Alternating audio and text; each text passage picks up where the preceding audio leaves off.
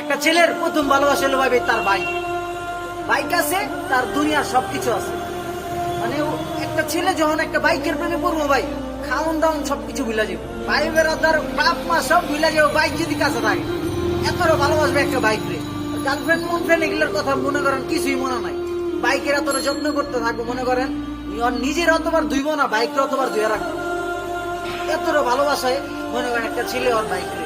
ভাঙ্গা চূড়া হোক, নতুন হোক আর পুরানো, যে কোম্পানির মধ্যে হোক, সুজুকি, হানকুক, যে কোম্পানির হোক, ঠিক আছে, হিরো কোম্পানির হোক আর জেডেরই হোক, মানে বাইক হইলে হয়েছে, ওর আর কোনো কিছু রাখবো না। মানে বাইক আছে, ওর দুনিয়ার সবকিছু আছে। মনে করেন পায় নাই, সেটার একটা কষ্ট, আর যে একবার পায়া হারা ফেলাইছে ওর একটা কষ্ট ভাই।